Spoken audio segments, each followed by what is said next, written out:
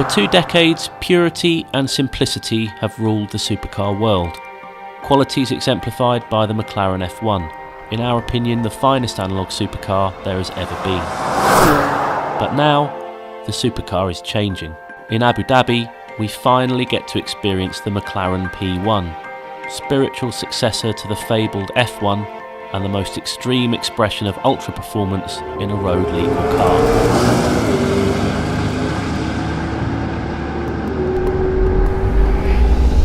You've seen the images, you've read the stories, you've watched the infamous sub-7 minute ring lap, and you've probably even driven the car in Forza 5. Still, nothing prepares you for the first time you get up close to the P1. Even its headline stats are jaw-dropping. It has 664 foot-pounds of torque, a 7-speed dual-clutch transmission, and proactive suspension with adaptive roll control. It weighs 1,395 kilos. It tops out at 217 miles an hour and sprints from 0 to 62 in 2.8 seconds. It'll hit 200 in less than 20. Crucially, in race mode, it develops an astonishing 600 kilos of downforce. Simply put, there's never been another car like it. And now, as darkness falls on the Yas Marina circuit, join us as we drive the sensational McLaren P1 for the first time.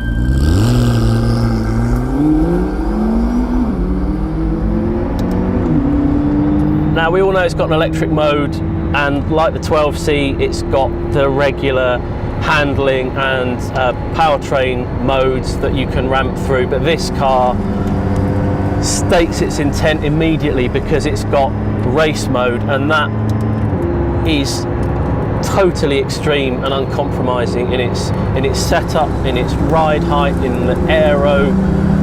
Everything is optimized for maximum performance on track, to the point where McLaren won't let you drive it on the road in race mode, and there's even a little warning on the dash that kind of says, are you sure you want to do this? Are you really sure you want to do this? So you have to keep confirming, and then you've got uncensored access to 900 plus horsepower of twin turbo V8 and a big kick in the pants from an electric motor. And already the car it's got more attitude about it than a 12C. It's more alive, it's hissing and sucking and blowing and making all sorts of mechanical noises. It's got character and it's got charisma, which we've criticised the 12C for not having. So already you feel like you're in a really extraordinary car. Feel-wise, there's instant familiarity and similarities to a 12C. It's got the same trick suspension, but obviously now everything's pulled right down. So, you know, it's absurdly low when you look at it parked, but the car has absolute stiffness and roll control to a level we've not experienced before as a road car on track. You can probably hear the noise levels building up as we get further into the throttle. And it's just,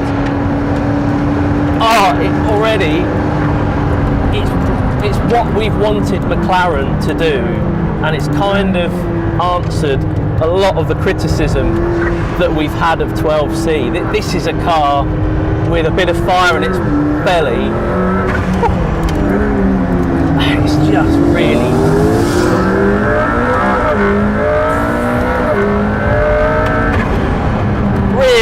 really effing angry when you get in the throttle. It just makes your mouth go dry. I feel like I've been mainlining Red Bull at the moment. My heart is going like the clappers because it's just got so much performance. These Akebono carbon discs, they've got brilliant brake feel, and it's something McLaren wanted to be absolutely certain about, was the feel in this car. That's why they didn't go for regenerative braking. It only regens on overrun. So like the steering, it's just got purity and clarity to the feel that you get from it, which you really need. I mean, adrenaline you really need because you're going so quickly. I think I'm going to do what most of you want me to do and shut up now and just drive, because this is something really special.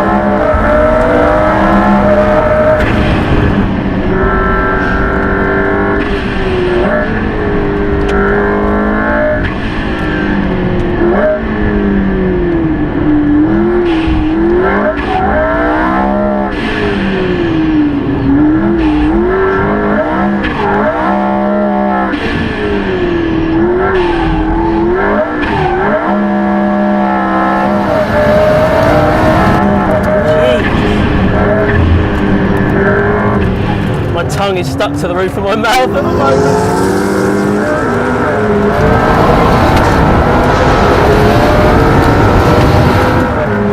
Bloody hell.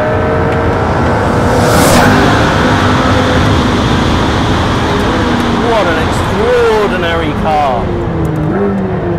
It's so far beyond anything I've ever driven in my life. It feels good for every single horsepower, and yet it's so precise, it's so exact, the throttle response. You can just steer it on the throttle, which is just bizarrely mad.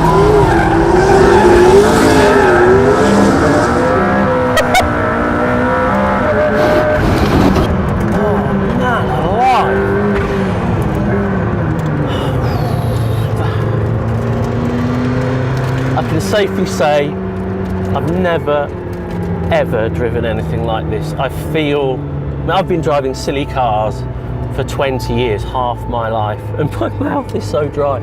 I feel like it's the first time I've ever driven a properly fast car. It's the same feeling I got when I first drove a supercar. Nothing's done that to me in years. So if you'll excuse me, I'm going to go and have a lie down in a dark room.